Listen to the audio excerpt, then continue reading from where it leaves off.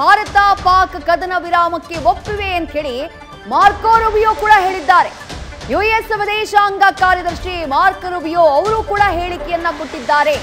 ಪಾಕ್ನ ಸೇನಾ ಮುಖ್ಯಸ್ಥ ಮುನೀರ್ ಹಾಗೆ ಮಲಿಕ್ ಜೊತೆಗೆ ನಾನು ಮಾತುಕತೆಯನ್ನ ಮಾಡಿದ್ದೀನಿ. ಭಾರತದ ವಿದೇಶಾಂಗ ಸಚಿವ ಜೈಶಂಕರ್ ಹಾಗೆ ರಾಷ್ಟ್ರೀಯ ಭದ್ರತಾ ಸಲಹೆಗಾರ ಅಜಿತ್ ದೋವಲ್ ಜೊತೆ ನಾನು ಮಾತುಕತೆಯನ್ನ ಮಾಡಿದ್ದೀನಿ. ಎರಡೂ ರಾಷ್ಟ್ರಗಳು ಕೂಡ ಕದನ ವಿರಾಮಕ್ಕೆ ಒಪ್ಪಿವೆ ಅಂತ ಹೇಳಿ ಅಮೆರಿಕದ ವಿದೇಶಾಂಗ ಕಾರ್ಯದರ್ಶಿ ಮಾರ್ಕೊ ರೂಬಿಯೋ ಹೇಳಿಕೆಯನ್ನ ಕೊಟ್ಟಿದ್ದಾರೆ. ಪಾಕಿಸ್ತಾನದ ಸೇನಾಧ್ಯಕ್ಷ ಮುನೀರ್ ಜೊತೆಗೆ ಮಲಿಕ್ ಜೊತೆಗೆ ಮಾತುಕತೆಯನ್ನ ಮಾಡಿದ್ದೀನಿ. ಹಾಗೆ ಭಾರತದ ಕಡೆಯಿಂದ ವಿದೇಶಾಂಗ ಸಚಿವರಾಗಿರುವಂತಹ ಎಸ್ ಜೈಶಂಕರ್ ಹಾಗೆ ರಾಷ್ಟ್ರೀಯ ಭದ್ರತಾ ಸಲಹೆಗಾರ ಅಜಿತ್ ದೋವಲ್ ಅವರ ಜೊತೆ ನಾವು ಮಾತಾಡಿದ್ದೀವಿ. ಎರಡೂ ರಾಷ್ಟ್ರಗಳು ಕೂಡ ಕದನ ವಿರಾಮಕ್ಕೆ ಒಪ್ಪಿಗೆಯನ್ನ ಸೂಚಿಸಿದ್ದಾವೆ ಅನ್ನುವುದನ್ನ ಅಮೆರಿಕದ ವಿದೇಶಾಂಗ ಕಾರ್ಯದರ್ಶಿ ಮಾರ್ಕೊ ರೂಬಿಯೋ ಕನ್ಫರ್ಮ್ ಮಾಡಿದ್ದಾರೆ. ಕೇವಲ ಅಮೆರಿಕ ಅಧ್ಯಕ್ಷ ಡೊನಾಲ್ಡ್ ಟ್ರಂಪ್ ಮಾತ್ರ ಅಲ್ಲ, ಎರಡೂ ದೇಶಗಳ ಜೊತೆ ಮಾತುಕತೆಯಲ್ಲಿ ನಿರತರಾಗಿದ್ದಂತಹ ಮಾರ್ಕೊ ರೂಬಿಯೋ ಕಳೆದ ಹಲವು ದಿನಗಳಿಂದ ನೀವು ಗಮನಿಸಿದ್ರಿ. ಈ ಯುದ್ಧದ ಸನ್ನಿವೇಶ ನಿರ್ಮಾಣ ಆದಂತಹ ಸಂದರ್ಭದಲ್ಲಿ ಅವರು ಪಾಕಿಸ್ತಾನದ ಜೊತೆಗೂ ಮಾತುಕತೆಯಲ್ಲಿದ್ರು, ಭಾರತದ ಜೊತೆಗೂ ಮಾತುಕತೆಯಲ್ಲಿದ್ರು. ಈಗ ಫೈನಲಿ ನಮ್ಮ ಮಾತುಕತೆ, ನಮ್ಮ ಮಧ್ಯಸ್ಥಿಕೆ ಸಕ್ಸಸ್ ಆಗಿದೆ ಅಂತ ಹೇಳಿ ಅಮೆರಿಕ ಹೇಳ್ಕೊಂಡಿದೆ. ಮಾರ್ಕೊ ರೂಬಿಯೋ ಅವರು ಕೂಡ ಹೇಳಿಕೆಯನ್ನ ಕೊಟ್ಟಿದ್ದಾರೆ. ಎರಡೂ ದೇಶಗಳು ಕೂಡ ಕದನ ವಿರಾಮಕ್ಕೆ ಒಪ್ಪಿವೆ ಅಂತ ಹೇಳಿ ತಿಳಿಸಿದ್ದಾರೆ.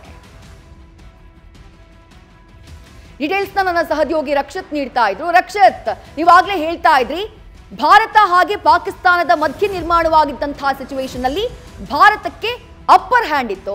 ಇದು ಒಂದು ಅವಕಾಶ ಇತ್ತು. ಈ ವಿಶ್ಲೇಷಣೆಯನ್ನ ನಾವು ಕೇಳಿದ್ವಿ ರಕ್ಷತ್. ಅದು ಆ ದೇಶ ಹುಟ್ಟಿದಾಗಿನಿಂದ ನಕ್ಷತ್ರಿಕನ ರೀತಿ ಭಾರತಕ್ಕೆ ಏನು ಕಾಟ ಕೊಡ್ತಾ ಇದೆಯೋ, ಭಾರತಕ್ಕೆ ಯಾವ ರೀತಿಯಾದಂತಹ ಸಮಸ್ಯೆಯನ್ನ ತಂದೊಡ್ತಾ ಇದೆಯೋ, ಭಾರತದ ಎಷ್ಟು ಅಮಾಯಕ ನಾಗರಿಕರ ಪ್ರಾಣವನ್ನ ಯಾವ ರೀತಿ ಅದು ಬಲಿ ಪಡೆದಿದೆಯೋ, ಅದೆಲ್ಲದಕ್ಕೂ ಒಂದು ಪೂರ್ಣ ವಿರಾಮವನ್ನ ಇಡೋದಕ್ಕೆ ಭಾರತಕ್ಕೆ ಅವಕಾಶ ಇತ್ತು. ಆ ಅವಕಾಶ, ಆ ಚಾನ್ಸ್ ಭಾರತದ ಮುಂದಿತ್ತು. ಆದರೂ ಕೂಡ ತಾನು ಅಪ್ಪರ್ ಹ್ಯಾಂಡ್ ನಲ್ಲಿ ಇದ್ರೂ ಕೂಡ ಭಾರತ ಈ ಮಧ್ಯಸ್ಥಿತಿಗೆ ಅಥವಾ ಈ ಕದನ ವಿರಾಮಕ್ಕೆ ಒಪ್ಪಿಗೆಯನ್ನ ಸೂಚಿಸಿದ್ದು ಯಾವ ಕಾರಣಕ್ಕಾಗಿರಬಹುದು ಅಂತ ಹೇಳಿ. ಎಸ್, ಇದೇ ಆಶ್ಚರ್ಯ ಆಗ್ತಾ ಇದೆ ವಿದ್ಯಾ. ಯಾಕಂತಂದ್ರೆ ಭಾರತ ಯಾವತ್ತೂ ಕೂಡ ಯುದ್ಧವನ್ನ ಗೆಲ್ಲತ್ತೆ, ರಾಜತಾಂತ್ರಿಕವಾಗಿ ಸೋಲತ್ತೆ. ನಾವು 71ರ ಯುದ್ಧದ ಉದಾಹರಣೆಯನ್ನ ಕೊಟ್ಟರೂ ಕೂಡ ಅಲ್ಲೂ ಕೂಡ ಅದೇ ಆಗಿತ್ತು. ನಾವು ಯುದ್ಧ ಗೆಲ್ತೀವಿ, ರಾಜತಾಂತ್ರಿಕವಾಗಿ ಸೋಲ್ತೀವಿ. ಇಲ್ಲಿ ಒಂದು ಅಪರ್ಚುನಿಟಿ ಸೃಷ್ಟಿಯಾಗಿತ್ತು ಭಾರತಕ್ಕೆ. ನಾನು ಆಗಲೇ ಹೇಳಿದೆ, ನಾವು ಅಪ್ಪರ್ ಹ್ಯಾಂಡಲ್ಲಿ ಇದ್ವಿ. ನಾವು ಇದ್ದಿದ್ದು ಅಪ್ಪರ್ ಹ್ಯಾಂಡಲ್ಲಿ ಇದ್ದಿದ್ದು. ಈ ಹಂತದಲ್ಲಿ ನಾವು ಸೀಸ್ ಫೈರ್ಗೆ ಒಪ್ಕೊಂಡಿದ್ದೀವಿ. ರಾಜತಾಂತ್ರಿಕ ಲೆಕ್ಕಾಚಾರಗಳು, ಜಿಯೋ ಪೊಲಿಟಿಕ್ಸ್ ಬೇರೆ ರೀತಿಯಲ್ಲಿ ಕೆಲಸ ಮಾಡುತ್ತೆ. ಬಹುಶಃ ಇಲ್ಲಿ ಭಾರತ ಸೀಸ್ ಫೈರ್ ಅನ್ನು ಒಪ್ಪಿಕೊಳ್ಳೋದಕ್ಕಿಂತ ಮೊದಲು ಒಂದು ನಿರ್ಣಯ ಪಾಸ್ ಮಾಡಿಕೊಂಡಿದೆ. ಅದರ ಅಫಿಷಿಯಲ್ ಸ್ಟೇಟ್ಮೆಂಟ್ ಇನ್ನೇನೋ ಸ್ವಲ್ಪ ಹೊತ್ತಲ್ಲೇ ನಮಗೆ ಸಿಗಬಹುದು ಅಂತ ಅನ್ಸುತ್ತೆ. ಯಾಕಂತಂದ್ರೆ 6 ಗಂಟೆ ಹೊತ್ತಿಗೆ ಏನೋ ಒಂದು ಪ್ರೆಸ್ ಮೀಟ್ ಇದೆ, ವಿದೇಶಾಂಗ ಇಲಾಖೆಯಿಂದ ಒಂದು ಪ್ರೆಸ್ ಮೀಟ್ ಇದೆ.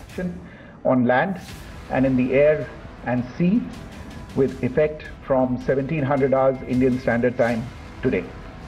Instructions have been given on both sides to give effect to this understanding. The Directors General of Military Operations will talk again on the 12th of May at 1200 hours. Thank you.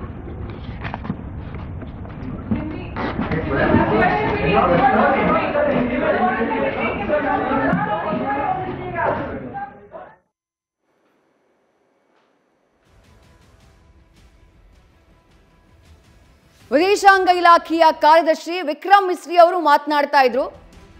ಈ ಮಧ್ಯಸ್ಥಿಕೆಯ ಮಾತುಕತೆಯ ಬೆನ್ನಲ್ಲೇ, ಮಧ್ಯಸ್ಥಿಕೆಯಲ್ಲಿ ಪಾಕಿಸ್ತಾನ ಹಾಗೆ ಭಾರತ ಅಮೆರಿಕದ ಮಧ್ಯಸ್ಥಿಕೆಯಲ್ಲಿ ಕದನ ವಿರಾಮಕ್ಕೆ ಒಪ್ಕೊಂಡಿವೆ ಅನ್ನುವಂಥ ಮಾಹಿತಿಯನ್ನ ಪಾಕಿಸ್ತಾನದ ಮೊದಲನೇದಾಗಿ ಅಮೆರಿಕ ಅಧ್ಯಕ್ಷ ಡೊನಾಲ್ಡ್ ಟ್ರಂಪ್ ಅವರು ಟ್ವೀಟ್ ಅನ್ನ ಮಾಡ್ತಾರೆ. ಅದಾದಂತಹ ನಂತರದಲ್ಲಿ ಮಾರ್ಕೊ ರೂಬಿಯೋ, ಅಮೆರಿಕದ ವಿದೇಶಾಂಗ ಕಾರ್ಯದರ್ಶಿ, ಅವರು ಹೇಳಿಕೆಯನ್ನ ಕೊಡ್ತಾರೆ. ಅಷ್ಟಾಗ್ತಾ ಇದ್ದ ಹಾಗೆ ಭಾರತದ ವಿದೇಶಾಂಗ ಇಲಾಖೆಯ ಕಾರ್ಯದರ್ಶಿ ಆಗಿರುವಂತಹ ವಿಕ್ರಮ್ ಮಿಸ್ರಿ ಅವರು ಮಾತನಾಡಿದ್ದನ್ನ ಗಮನಿಸಿದ್ರೆ,